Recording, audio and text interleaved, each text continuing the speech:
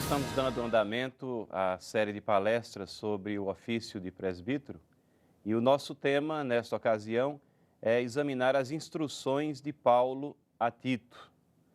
Nós vamos estar concentrando o nosso exame nos versículos 5 a 9 do capítulo 1 da Epístola de Paulo a Tito. Se bem que todo esse capítulo, ele fala, depois da introdução, ele fala sobre os líderes daquela igreja. Mas o nosso exame vai ficar resumido a esses versículos 5 a 9. Nesse tempo que nós vamos estar juntos agora, nós gostaríamos pelo menos de examinar 3 pontos que se sobressaem desse trecho aqui. O primeiro é que uma estrutura organizada faz parte do propósito de Deus para a igreja. Uma estrutura organizada faz parte do propósito de Deus para a igreja. O segundo é que a estrutura da igreja é baseada em líderes com qualificações pessoais específicas e detalhadas.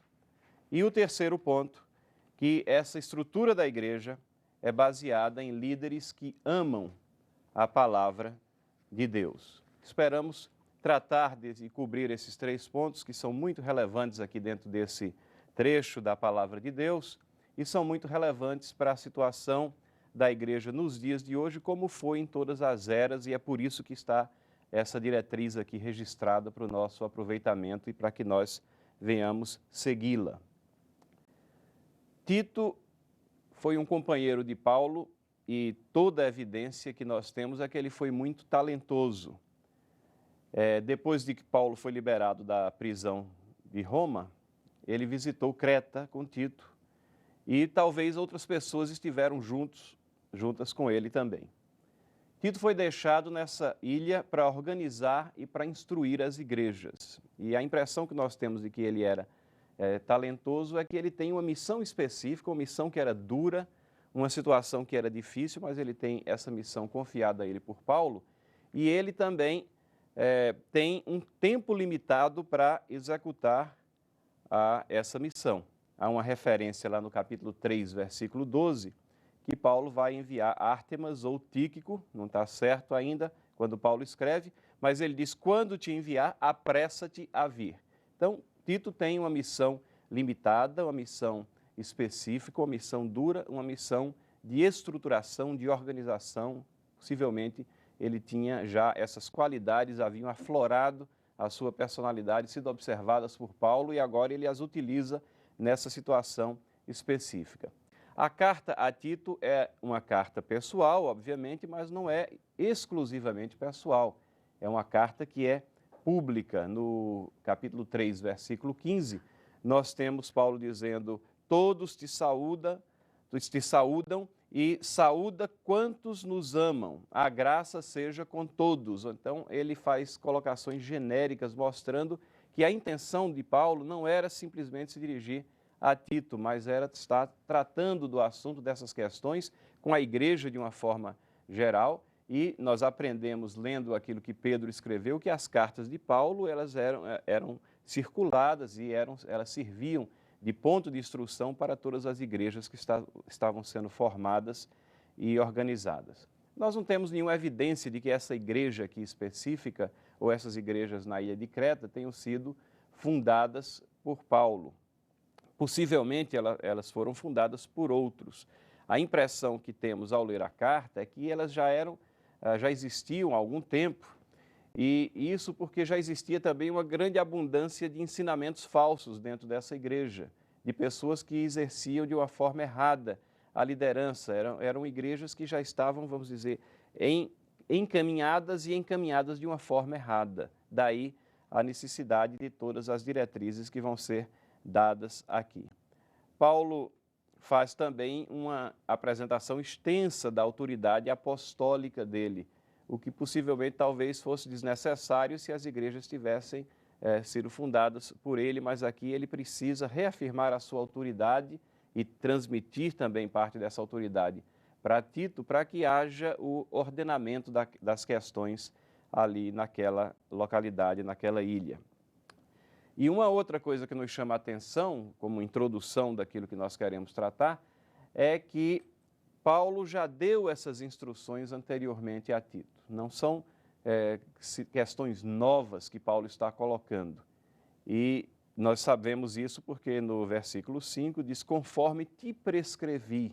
A intenção de Paulo é então transmitir autoridade a Tito, como ele coloca no capítulo 2, versículo 15, que ele deve levar essas instruções à frente com toda a autoridade, e ele chama a atenção de Tito que ninguém deve desprezá-lo, né? Ele tem autoridade, aquela autoridade apostólica que Paulo possui, está sendo ali conferida a Tito no que diz respeito a essas questões específicas para que ele vá com determinação e aplique naquela igreja. Essa é a introdução que eu gostaria de dar, apenas lembrando que nos versículos precedentes, antes de nós chegarmos ao versículo 5, o que nós temos são as saudações de Paulo e aquela descrição, afirmação da sua autoridade apostólica. Paulo descreve as suas atividades, né, e fala do destinatário, fala a quem ele está escrevendo a carta, no versículo 4, a Tito, verdadeiro filho, segundo a fé comum, graça e paz, da parte de Deus Pai e de Cristo Jesus, nosso Senhor. E então chegamos ao nosso trecho, aquele que vai ser alvo do nosso exame em mais detalhe. E eu vou ler o trecho. Por esta causa te deixei em Creta, para que pusesses em ordem as coisas restantes, bem como em cada cidade constituísses presbíteros, conforme te prescrevi. Alguém que seja irrepreensível, marido de uma só mulher, que tenha filhos crentes que não são acusados de dissolução, nem são insubordinados. Porque é indispensável que o bispo seja irrepreensível como despenseiro de Deus, não arrogante, não irascível, não dado ao vinho, nem violento, nem cobiçoso de torpe ganância. Antes, hospitaleiro, amigo do bem, sóbrio, justo, piedoso, que tenha domínio de si. Apegado à palavra fiel, que é segundo a doutrina, de modo que tenha poder, assim, para exortar pelo reto ensino, como para convencer os que contradizem. E chegamos aqui ao final do versículo 9, os versículos seguintes nesse capítulo fala de falsos mestres que existem na igreja, e esses falsos mestres, eles são a grande evidência da necessidade dessas instruções que Paulo está dando. Nosso primeiro ponto, então, é que uma estrutura organizada faz parte do propósito de Deus para a igreja.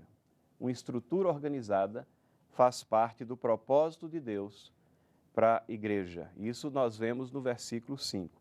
Por esta causa, com esse propósito, te deixei em Creta, para que pusesses em ordem. E aqui nós vemos a necessidade de pôr em ordem, de organizar, de estruturar.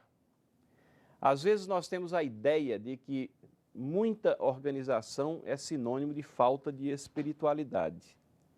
Essa é uma relação que não é devida.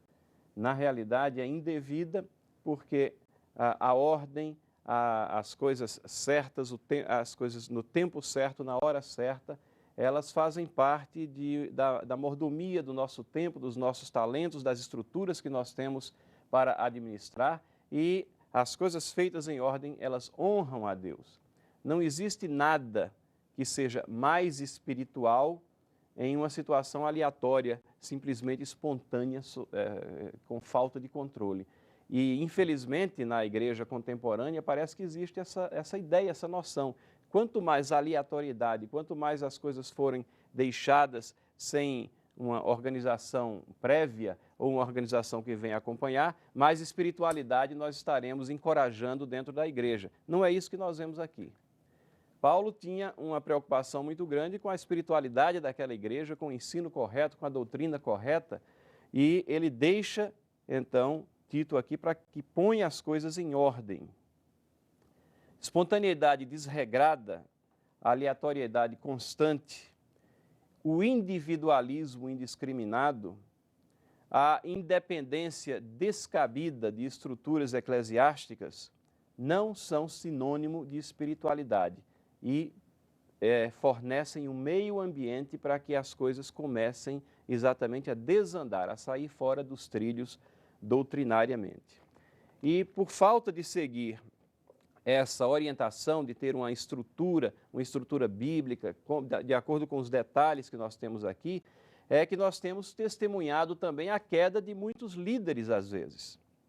Muitos rejeitam o chamado à organização, à sistematização do planejamento, que deve ser exercitada dentro da visão de que Deus é soberano, obviamente tudo está sob o controle de Deus, mas Ele nos comissiona, Ele cumpre os seus propósitos através das nossas vidas, através das responsabilidades que Ele colocou à nossa frente. E o que nos chama a atenção aqui é que o presbítero faz parte da estrutura que Deus determinou à igreja. Se Paulo deixou Tito para que ele pusesse em ordem, para que ele estruturasse, chama a atenção, sobressai do texto que o ofício, a pessoa do presbítero, ela está intrinsecamente ligada a essa estrutura que está sendo comissionada a Tito. Hoje em dia, também, nós temos uma ideia de que a organização e a estrutura da igreja, ela não é algo que foi determinado a nós de uma forma muito clara. Há uma ideia de que isso não é importante, não é muito definido. E aí nós começamos a partir para certas experiências, para comunidades que procuram se diferenciar de igrejas, para grupos, formação de grupos que procuram substituir igrejas. Mas a igreja estruturada é uma realidade nas Escrituras. E a nossa Constituição, a Constituição da Igreja Presbiteriana do Brasil, está em harmonia com aquilo que nós encontramos na Palavra de Deus. No capítulo 2º, no artigo 8º, nós lemos: o governo e a administração de uma igreja local competem ao conselho, que se compõe de pastor ou pastores e dos presbíteros. Então fala de uma igreja estruturada, organizada nos moldes que nós conhecemos. Nós não temos nada contra alguma medida, alguma ação que possa ser feita na igreja estruturada para estimular a sua vida espiritual, para enfatizar o estudo individual nos lares, enfatizar o estudo da palavra de Deus, mas nós achamos que quando nós pensamos que a estrutura é algo aleatório, que qualquer um pode definir a sua estrutura, não é isso que a palavra de Deus ensina. A igreja está estruturada, organizada, e Tito foi deixado aqui para fazer essa estrutura valer, para organizar uma igreja, e não da forma como nós temos vendo proliferar por aí. É importante, então, que nós voltemos à palavra e vejamos quais são as diretrizes. Se Deus tivesse silenciado sobre a estrutura, nós poderíamos considerar isso uma questão de administração interna. Cada igreja vai, se organiza como quer, com a liderança que achar conveniente, de acordo com a situação que esteja atravessando. Se uma igreja desejasse se governar autonomamente, que fosse assim. Se desejasse tratar as questões com as demais, que tratasse. Se desejasse se organizar em células, que se organizasse em grupos de 12, de 15, de 18. Se desejasse ordenar mulheres, que ordenasse. Se desejasse ter 5 tipos de oficiais, que fizesse os 5 tipos de oficiais em vez de 2. Se Deus tivesse silenciado sobre essa questão, a coisa estava deixada, então, à nossa iniciativa. No entanto, quis Deus, na sua sabedoria, por mais que a gente tenha dificuldade de compreensão hoje em dia em seguir essas diretrizes, mas elas estão aqui colocadas, que as igrejas recebessem instruções específicas para a sua estrutura. Paulo fala aqui nesse versículo 5 que Tito tem que colocar em ordem as coisas restantes. Em outras palavras, o trabalho aqui não estava terminado, não estava completado. Para que ele fosse completado, para que ele fosse finalizado, a estrutura tinha que estar presente. E nessas cartas aqui, nas cartas pastorais, na carta a Timóteo, a Tito, o apóstolo faz exatamente isso. Ele dá diretrizes, ele dá diretrizes que estão em perfeita harmonia com a descrição histórica daquilo que nós temos no livro de Atos, que foi acontecendo com as igrejas. Nós não estamos desconhecendo que é verdade que as igrejas existiram durante um período inicial, que foi um período inicial de clandestinidade em função da perseguição, onde a concentração era uma igreja clandestina e a concentração dela era reunião nos lares mesmo. Não existiam possivelmente oficiais designados nessa ocasião, mas isso é uma descrição da história e não representa objetivo estrutural. O objetivo estrutural está aqui. O objetivo estrutural está nas cartas pastorais. As igrejas foram comissionadas a se organizarem. E a estrutura é tão importante que Paulo deixou Tito em Creta exatamente com essa missão. Acho que nós podemos, de um estudo dessas diretrizes de Paulo, não somente em Tito como nas demais, e também daquilo que nós vemos no livro de Atos, extrair 3 pontos ou 3 instruções sobre essa estrutura. Primeiro, ela envolve uma pluralidade de presbíteros, né? Atos 14, 23 diz, havendo-lhes feito eleger presbíteros, no plural, em cada igreja. E aqui no versículo 5, nós lemos novamente esse ponto sendo ressaltado. Em cada cidade constituísses presbíteros, isso é dito a Tito aqui no versículo 5. A estrutura pressupõe, então, uma multiplicidade de presbíteros, a existência de oficiais na igreja, um governo representativo, com oficiais apontados, eleitos ou indicados. Nós vamos entrar um pouco mais nesse ponto mais à frente, mas uma coisa é clara, existem vários presbíteros para cada igreja. Então, uma igreja que se estrutura e que não considera essa diretriz como procedente de Deus e acha que isso é uma questão administrativa, ela está realmente fora daquilo que foi delineado para nós aqui. Um segundo ponto que se sobressai também, com bastante ênfase, é que as igrejas possuem oficiais, presbíteros e diáconos, que são qualificados em detalhes. E esse detalhamento pressupõe uma liderança masculina. Devem ser esposos ou maridos de uma só mulher. Isso está ressaltado tanto em Tito aqui no versículo seguinte, que nós vamos ver, como também em 1 Timóteo, versículos 2 e 12 do capítulo 3, que foi alvo já de outra exposição.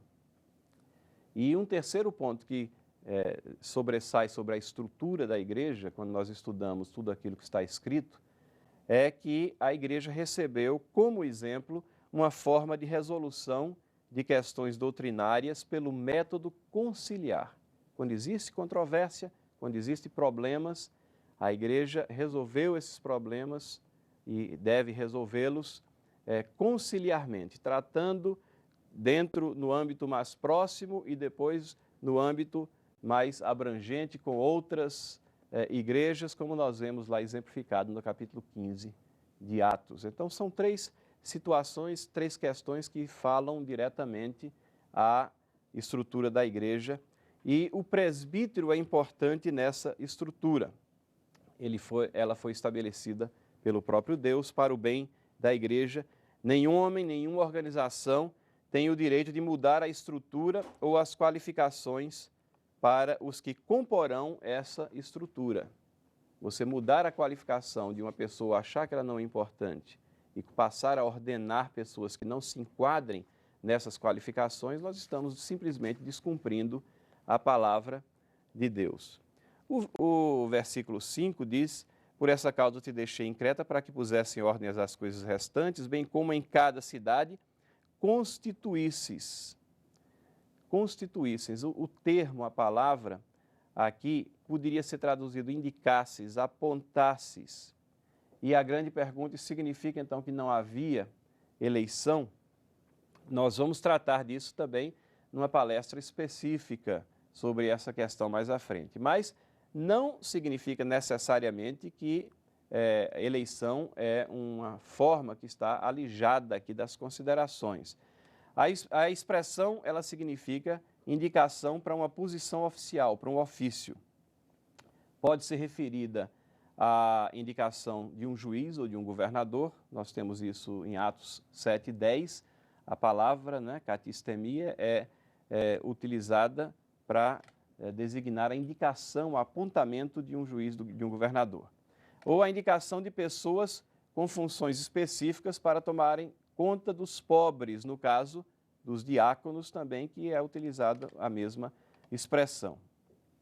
E nessa última menção, que está em Atos capítulo 6, versículo 3, nós vemos que o método utilizado para a indicação foi a eleição. Então, vemos que a eleição não está alijada, não é uma coisa que está fora de consideração, simplesmente porque está escrito aqui, constituísseis presbíteros, como se isso Tito fosse fazer individualmente, sem o conselho, sem o consenso, né, de uma assembleia ou dos demais irmãos que compunham aquela igreja. Não está explicitado isso, mas também não está fora de consideração. O texto abriga essa possibilidade. A instrução a Tito, ela é representativa do ponto final de um processo, né? E são instruções que haviam sido dadas previamente a ele, porque o versículo diz, conforme te prescrevi, conforme já havia ensinado a você anteriormente. Paulo está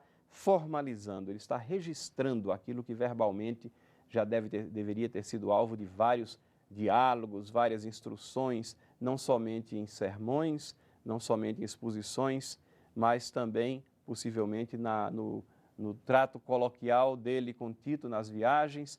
Quantas vezes Paulo não deve ter tratado dessa questão, instruído a Tito e a todos aqueles que o acompanhavam sobre a importância, né, da igreja ser organizada, ser estruturada, de ter uma estrutura. E então ele passa ao segundo ponto, que é a estrutura da igreja, ela é baseada em líderes com qualificações pessoais específicas e detalhadas. Ele não disse organiza de qualquer jeito, ou então acha um líder e não falou como é que deveria ser esse líder. Não, ele vai e passa nos versículos 6 a 8 aqui a dar um detalhamento bastante preciso, como devem ser esses líderes. E a primeira coisa que nos chama a atenção aqui nesses 3 versículos é que existe um termo que é repetido e ele parece qualificar tudo o mais que está contido nele. É o termo irrepreensível. Irrepreensível. Esse parece ser um requerimento básico, né? Deve ser irrepreensível, alguém que seja irrepreensível. O que é que significa isso, né?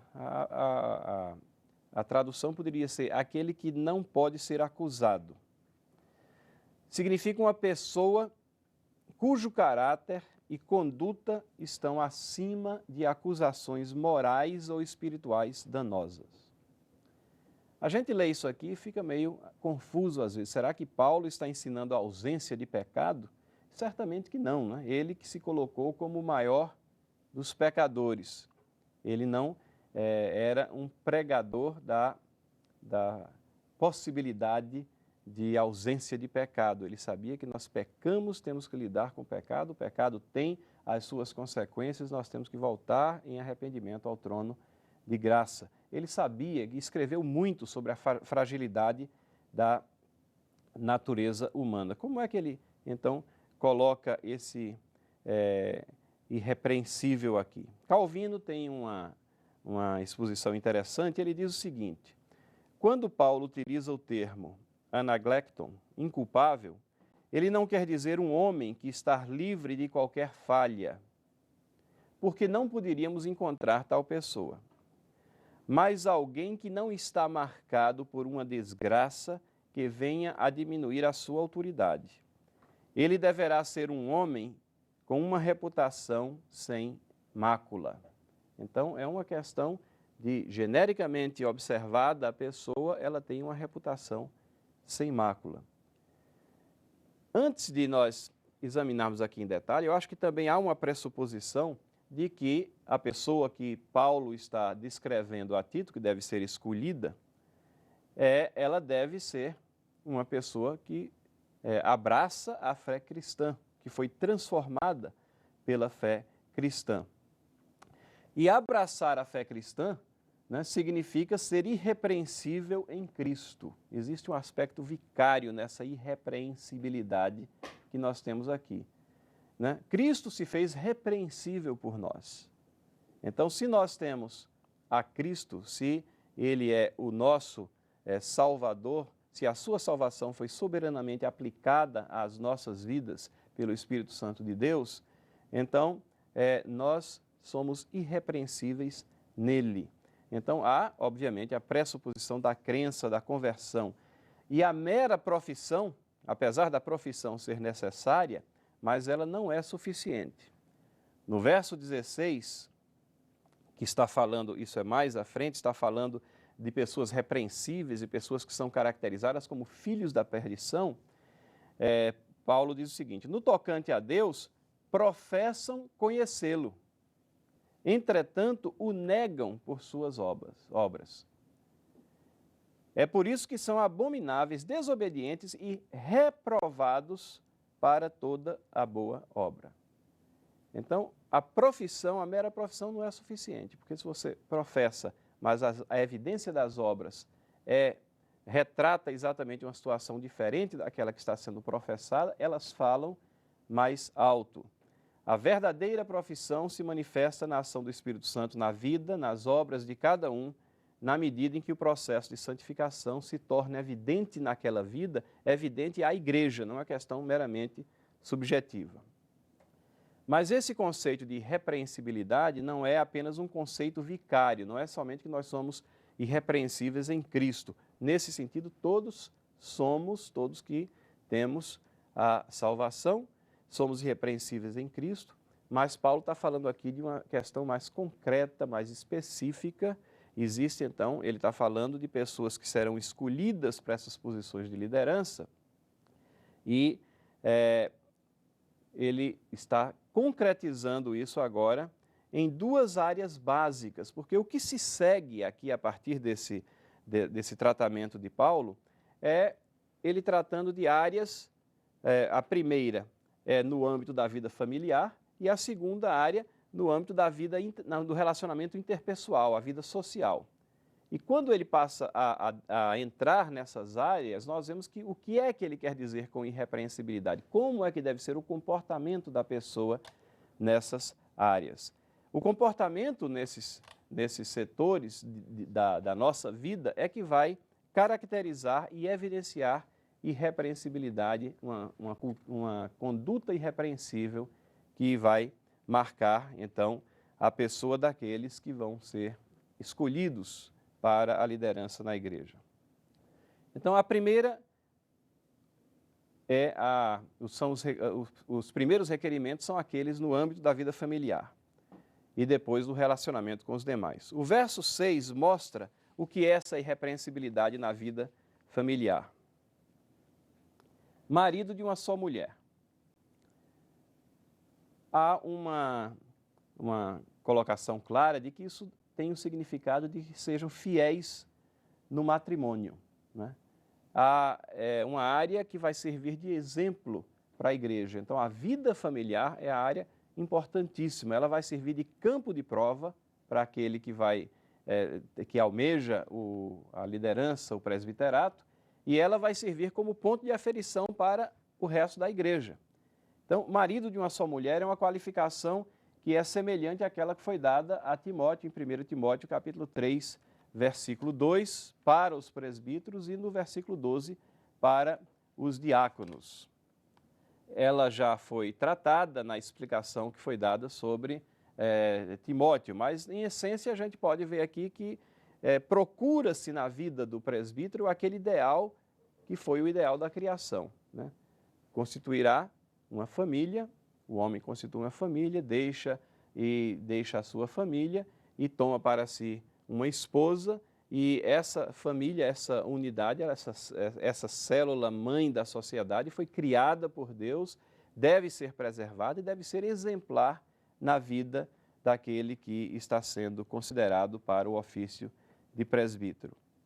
Ainda na vida familiar, nós temos que o presbítero não pode ter filhos que são desordenados, dissolutos.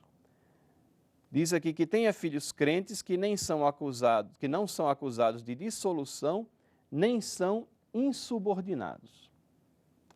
Isso significa que ele tem a condição de reger o seu lar de tal forma que os filhos são instruídos a não causarem brigas, dissensões, filhos que aprenderam subordinação, respeito hierárquico no lar, na igreja e também na sociedade.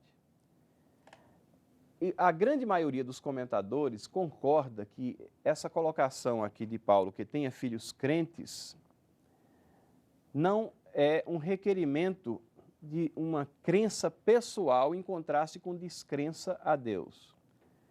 Isso seria uma garantia impossível de ser dada, né? Você penetrar na vida daquela outra pessoa que tem que prestar contas de si mesmo a Deus. Mas está falando de fidelidade. A palavra poderia também termos traduzido aqui, que tenha filhos fiéis, né? Que não são acusados de dissolução. E a questão básica é que a pessoa, o presbítero, o líder, tem que dar evidências claras de que ele rege apropriadamente o seu lar. A passagem paralela na carta a Timóteo, que é o versículo 4 do capítulo 3 da primeira carta, fala de uma criação sob disciplina e respeito. Nós sabemos muitas vezes que há dificuldade com alguns filhos mais do que com outros, mas é muito importante a observação, a verificação, qual é a postura que aquele líder naquele lar tem com relação aos seus filhos. É uma postura relaxada, que ele não se preocupa com a disciplina, com o ensino da subordinação, com o ensino do respeito aos mais velhos, ou é uma postura onde nós observamos que há esse ensino, que há esse empenho, que há a correção, na quebra de disciplina nós vemos a correção subsequente. Então, quando essas coisas acontecem, nós estamos caracterizando que nessa área, no âmbito familiar, aquele líder, aquela pessoa está demonstrando condições, qualificações para ter o mesmo tipo de ensino numa esfera maior, que é a esfera da igreja. Essa é a ideia. A irrepreensibilidade também parte para a área de relacionamento com os demais, nos versículos seguintes, 7 a 8. Diz, é indispensável, e notem a ênfase que é dada por Paulo, ele diz que é indispensável, uma coisa que não pode ser dispensada, que não pode ser ignorada, que não pode ser feito pouco caso, é um requerimento muito claro que ele coloca aqui, que o bispo seja irrepreensível como despenseiro de Deus, não arrogante, não irascível, não dado ao vinho, nem violento, nem cobiçoso de torpe ganância. Antes hospitaleiro, amigo do bem, sóbrio, justo, piedoso, que tenha domínio de si. Paulo explica, então, que o oficial é despenseiro. O que é despenseiro? É administrador, né? O termo ele já fala por si, oikonomos, né? Legislador, guardião da lei na casa de Deus. É aquele que rege a casa de Deus. Ele é dispenseiro aqui de Deus. E 1 Timóteo, capítulo 3, versículo 5, fala igualmente de casa. No caso, lá no versículo 5 do capítulo 3 de 1 Timóteo, fala da casa do próprio candidato aqui, da própria pessoa que está sendo considerada. Mas o termo é utilizado por Paulo aqui em Tito, referindo-se à casa de Deus. É aquele que tem a regência, né, que vai conseguir ser o administrador capaz das coisas comissionadas a ele na casa de Deus, perante o seu povo. E nesses versículos 7 a 8, nós temos alguns nãos e depois alguns sims. O líder do povo de Deus não pode ser. Então, nós temos vários nãos aqui. Mas, antes disso, nós notamos que Paulo muda o tratamento. Ele falou constituísseis presbíteros. Aí, aqui, ele vai e diz, é indispensável que o bispo seja irrepreensível. Por que Paulo utiliza, então, o termo bispo? O que é que significa bispo, né? Paulo muda para bispo, que poderia ser traduzido também supervisor, né? A palavra é episkopos.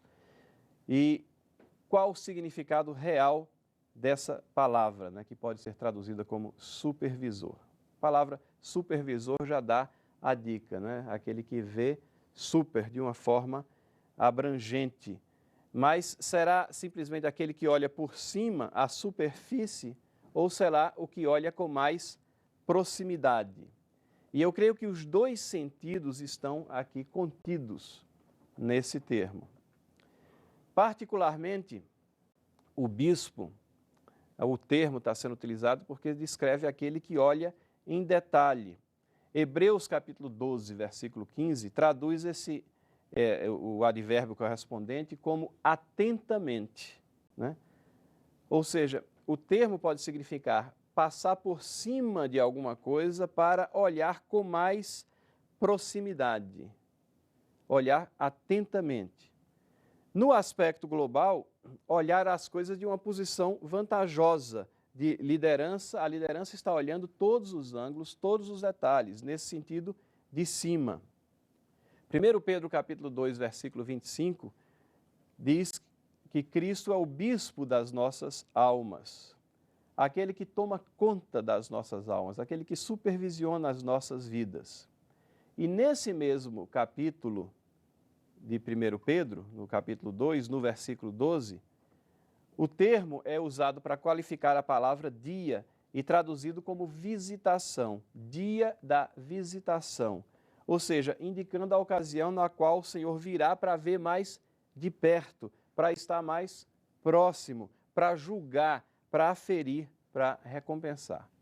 Creio que nós podemos entender o termo com essas duas conotações. Ele é uma visão abrangente e, ao mesmo tempo, uma visão detalhada das coisas que acontecem na casa de Deus, de tal forma que o oficial possa ser o dispenseiro, aquele que administra adequadamente.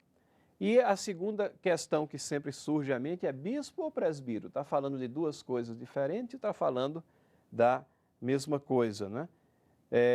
O termo no início foi presbítero, que é uma transliteração na realidade, né, do grego, e significa ancião, significa aquele que tem experiência, aquele experimentado, e aqui nós temos o termo bispo.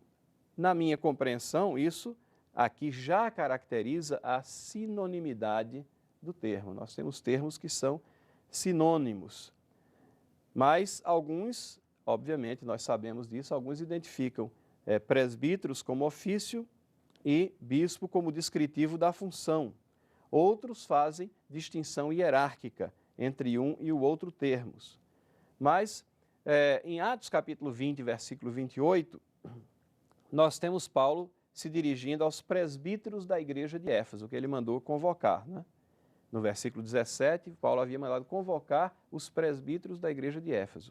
E no versículo 28, ele chama esses presbíteros que haviam sido convocados, ele chama eles de bispos, né? Que eles foram constituídos bispos das almas.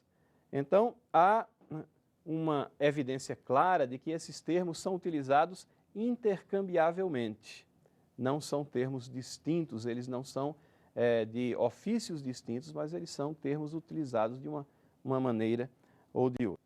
Nós temos, então, 5 nãos, 5 características que o líder que está sendo descrito por Paulo a Tito não pode ter em suas vidas. Vamos nos lembrar sempre de que isso aqui caracteriza irrepreensibilidade. Aquele que é caracterizado como irrepreensível não pode ter, é indispensável, Paulo diz, para que ele seja dispenseiro, para que ele seja administrador na casa de Deus, que ele não apresente nenhum desses 5 pecados específicos que estão aqui colocados nessa relação. E a seguir ele passa a colocar 7 sim, 7 qualidades, 7 virtudes que ele deve apresentar em sua vida. Primeiramente, os 5 nãos.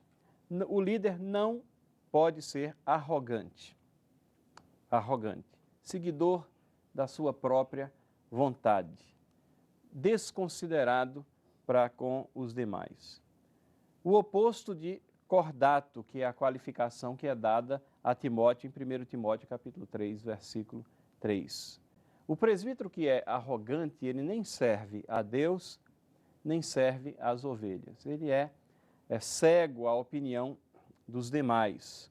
Isso fica bem claro também quando Pedro escreve na sua segunda carta, no capítulo 2, versículo 10, essa necessidade de que haja o consenso de que não que se dê, não haja arrogância, que haja uma predisposição de acato do conselho dos demais.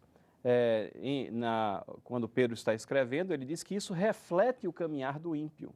O caminhar do ímpio é caracterizado pela arrogância, pela desconsideração a qualquer tipo de hierarquia, de governo, né? Pela desconsideração ao conselho que é recebido de um, de outro, pela fechamento, né, da sua visão, do seu entendimento, da sua mente, achando que sabe tudo, achando que tem todos os ângulos já examinados e nunca está disposto a voltar, principalmente aqui nós estamos falando de voltar à palavra de Deus e ver se as coisas são realmente assim. Aquele que tem a possibilidade até de rever a sua opinião pelo que a palavra de Deus diz, ele mostra a ausência de arrogância, mas o arrogante, ele às vezes defende um ponto, mesmo que a palavra de Deus esteja colocando explicitamente algo muito contrário àquilo que ele defende. Aquela grande questão, eu acho que é assim, e não se preocupa com nada que está ao seu redor. É o primeiro não, não pode ser arrogante. O segundo não pode ser irascível. O que é irascível? Irascível é inclinado à ira. Para que a gente entenda bem, é aquele que é de pavio curto, né? E é incrível como essa questão do pavio curto, ela é colocada como sendo uma qualidade às vezes. As pessoas falam, não, eu tenho pavio curto, né? E colocam isso como uma espécie para que os outros se intimidem, saibam que ele tem o pavio curto, que eles explodem com facilidade, e acham que isso faz parte da personalidade e não pode ser modificada. Não, aquela pessoa tem o pavio curto, sim, ela pode até ter sido formada e a sua personalidade formada naquele sentido, e ter uma ira que é despertada com facilidade, mas ela tem o dever perante Deus, se aspira à liderança, e esse é um dever também que, por extensão, ele se aplica aos demais servos de Deus, de controlar o seu temperamento, de dominar as suas reações, não pode ser inclinada à ira, porque o pavio curto é uma característica igualmente destrutiva à igreja. Tiago, capítulo 1, versículo 20, fala que a ira humana ela não produz justiça, né? O pavio curto não produz justiça, não vem de Deus.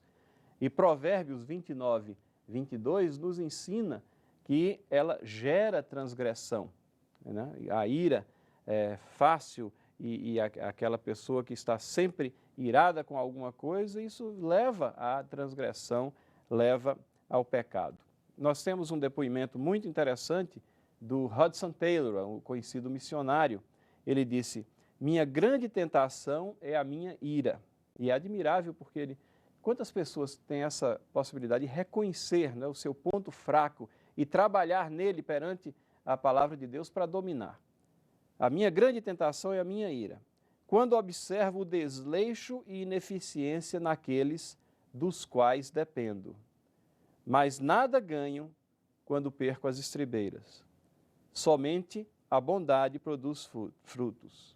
E aí ele diz, mas que dificuldade é controlar-me. Ele está consciente que é difícil o controle, mas ele está consciente da necessidade. O que Paulo está falando aqui a Tito é a necessidade de que o líder não pode ser irascível. Não pode ser dado ao vinho, que se detém na atração das bebidas.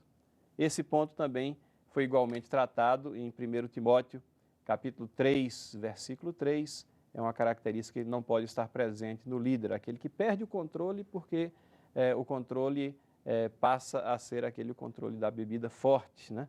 E a pessoa perde o seu controle. Não pode ser violento, isso significa espancador. Uma das traduções até traz a palavra espancador. É interessante como Paulo falando a pessoas da igreja, mas precisa colocar essa admoestação aqui, essa triagem. Não pode ser espancador, não pode ser um que intimida os demais. 1 Timóteo 3,3 trata disso também. E não pode ser ganancioso, cobiçoso de ganho indevido, ávido pelo ganho desonesto. Aquela pessoa que é atraída pelas coisas materiais ao ponto em que começa a quebrar regras ou a tomar atalhos que são indevidos. 1 Timóteo 3,3 fala: avarento, o que ama o dinheiro, né? Afilárgiros. O sentido é o mesmo. O amor ao dinheiro vai provocar atitudes, vai provocar a cegueira às coisas corretas e uma atitude que vai ser simplesmente quebradora de princípios e preceitos bíblicos, porque o ganho fácil é que vai estar motivando essas atitudes. Então, esses são os 5 nãos que o oficial não pode ter, que o presbítero não pode ter. E agora, Paulo passa a colocar 7 sims, lembrando que repreensibilidade é a presença dos sims e a ausência, né, dos nãos. O líder deve ser, isso está no versículo 8, hospitaleiro, disposto ao sacrifício do conforto pessoal para abrigar outras pessoas. Hospitalidade é uma coisa muito boa no momento em que nós entramos na prática da hospitalidade. Mas é uma das situações onde existem mais barreiras prévias. As pessoas às vezes não gostam de, ficam projetando as dificuldades, ficam colocando mentalmente barreiras e dificuldades. O líder deve ser aquele desprendido nessa área, disposto a sacrificar o seu conforto pessoal para a prática da hospitalidade. Uma situação que ela está presente nos nossos dias, isso condiz com a abertura, o trato aberto que deve existir dentro do povo de Deus, mas muito essencial também naqueles dias onde existia a necessidade do abrigo na casa dos irmãos, nas viagens, nas pregações itinerantes que eram realizadas, e a hospitalidade era um ponto-chave e ele tinha que ser reforçado, mas permanece sendo também uma virtude a ser cultivada nos nossos dias. Amigo do bem, filagatos, né? Aquele que se compraz no bem, pronto a fazer o que é benéfico a outros, é como Hendrickson define essa questão, esse termo amigo do bem, que é utilizado aqui como uma virtude. Aquele que tem prazer em fazer o que é bom, o que é benéfico a outros, em fazer as coisas que são certas, as coisas que são corretas também. Sóbrio, não dominado pelas emoções, é o que significa sóbrio, né? É o termo também que Paulo usa a Tito para que ele instrua que as pessoas de maior idade deveriam ser sóbrias, agir de acordo com a idade e experiência que têm, que foram acumulando, né? E aqui é uma qualificação, uma virtude que deve estar presente, sensível às percepções do ambiente, com a sua mente aguçada, sobriedade, não embriagado, né? A pessoa que não está sóbria está embriagada. Então, a pessoa que é sóbria é aquela que tem uma postura aguçada, que percebe o que está ao seu redor e que tem a capacidade de julgamento muito própria, muito bem estruturada dentro de sua vida. Justo, reto, vive de acordo com os padrões de Deus. Piedoso significa direcionado a Deus, compromissado com Deus, que tem devoção, que tem uma vida de devoção. E, finalmente, com domínio próprio, domínio de si. Que tenha domínio de si, é a expressão que é utilizada por Paulo.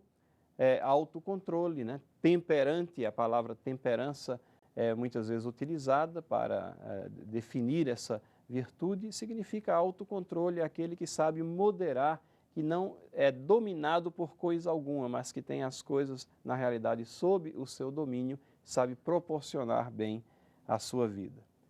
Então, aquele que evita esses pecados, aqueles 5 pecados, aquele que possui e persegue essas virtudes, é aquele que é caracterizado como irrepreensível.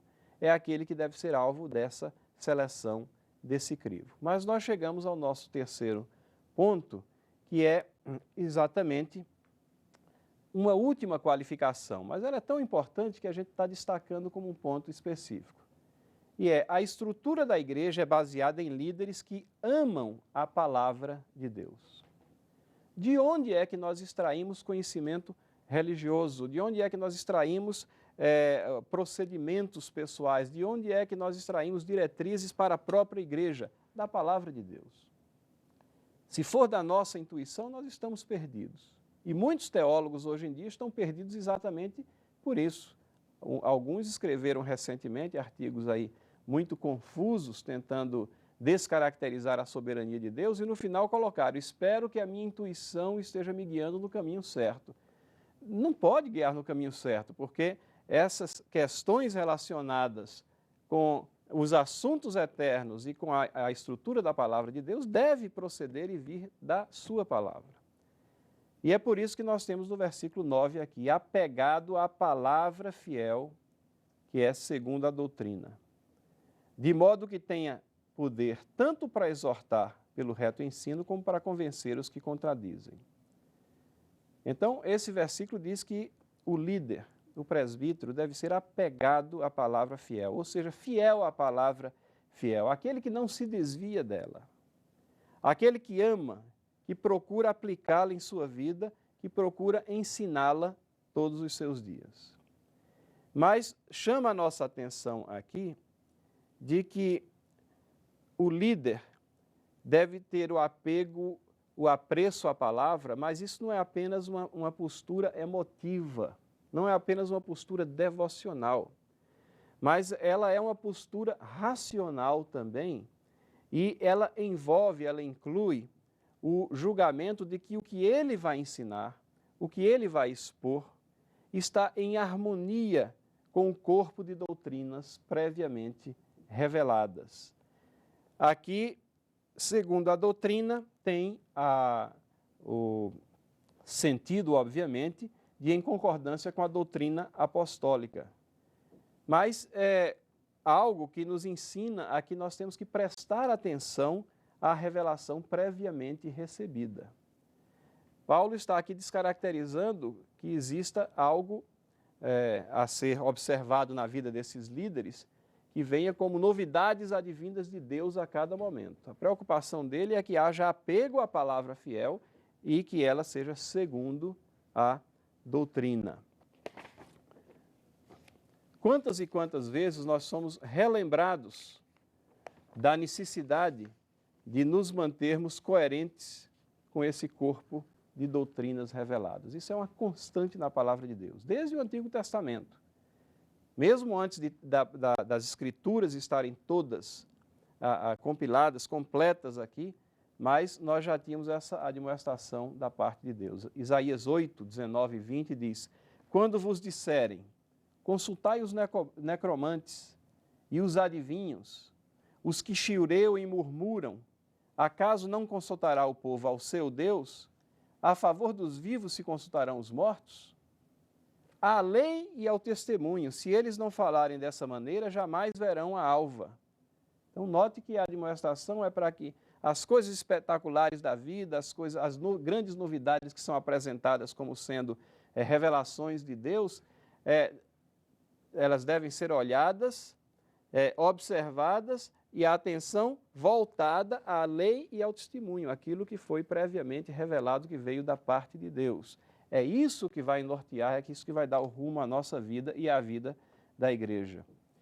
Romanos 12, 6 diz, se profecia, está falando do exercício dos dons, né? Se profecia segundo a proporção da fé, a analogia da fé, no grego é analogia, né? Lá. Então, a interpretação desse termo varia, mas uma das interpretações, e que eu considero bastante adequada, é que isso está falando de que a prédica, a pregação, a exposição da palavra, ela deve ser exercitada em analogia, de forma comparativa ao corpo de doutrinas que vem sendo dadas por Deus à sua igreja. E Hebreus, capítulo 5, 12, 1 Pedro 4, 11, Romanos 3, 2, são várias referências que nos falam de que aos judeus foram confiados os oráculos de Deus, né? A expressão oráculos de Deus. Tende novamente necessidade de alguém que vos ensine de novo? Quais são os princípios elementares dos oráculos de Deus? Se alguém fala, fale de acordo com os oráculos de Deus. Vejam a importância que é dada a você estar fazendo referência àquilo que nós recebemos como palavra revelada. E Atos, no capítulo 20 de Atos, quando Paulo está fazendo exatamente aquele discurso aos presbíteros da igreja de Éfeso, ele ensina que o dever primordial dos presbíteros é proteger a igreja dos falsos mestres. Como é que essa proteção vai ser exercitada? Exatamente pelo apego à palavra fiel, por estarmos nos mantendo em cima dessa doutrina que nós recebemos. E os versículos 10 a 16 do restante desse capítulo falam exatamente de homens rebeldes, cheios de discursos vazios, e a situação dessa igreja era alarmante, porque Paulo diz que existem muitos deles. Existiam muitos falsos mestres dentro daquela igreja. Concluindo, e a conclusão vem desse próprio versículo 9 assim. O versículo 9 diz, de modo que tenha poder. Perceberam como é que nós temos poder dentro da igreja? Isso as pessoas andam ávidas pelo poder. Hoje em dia fala-se de religião do poder. Querem ter poder dentro da religião. E o que Paulo está dizendo a Tito é o seguinte, estrutura a igreja, Tito, da forma como Deus está comissionando e como eu estou colocando para você. Coloca pessoas que sejam fiéis, idôneas, irrepreensíveis, e aqui está um detalhamento muito objetivo para que você possa seguir na estruturação dessa igreja. E seleciona pessoas que sejam fiéis, que amem a palavra de Deus e que estejam ensinando de acordo com a doutrina. Fazendo isso, essas pessoas vão ter poder. Aqui é utilizado dunatos, né, de onde vem a palavra dinamite, né, potência, poder, né, a possibilidade de se traduzir de modo que possa, mas eu acho que a tradução nossa é muito feliz, de modo que tenha poder mesmo. E esse poder vem desse apego à palavra de Deus. E esse poder é para quê? Para exortar pelo reto ensino e para convencer os que contradizem. Então, não há lugar aqui, quando nós lemos essa exposição, para voos independentes, não há lugar para ventos de doutrina, o poder é exercitado pelo reto ensino. Não há lugar para arrogância, né, no sentido de que não, nós representamos uma casta superior de agraciados, nós somos mais inteligentes, mais perceptivos que os demais crentes. O direcionamento de Paulo aqui fala de ter a paciência para exortar e a competência e o esmero necessário para convencer os que discordam. A gente não tem simplesmente que sair empurrando a palavra naqueles que discordam, mas convencer pelo reto ensino. Da mesma forma como Paulo arrazoava e demonstrava as verdades do Evangelho, nós lemos isso em Atos 17, né? E da mesma forma como ele escreve aos Colossenses, no capítulo 4, versículo 6, que a palavra deve ser temperada com sal, tudo isso faz parte do trato, da forma de convencimento, de ensino que deve estar na pessoa do líder de Deus. Espero que essas palavras de Paulo possam servir de instrução e de guia, de diretriz, para que a igreja nossa contemporânea demonstre, né, o poder de Deus nas nossas igrejas, através da estrutura que Ele mesmo colocou para elas.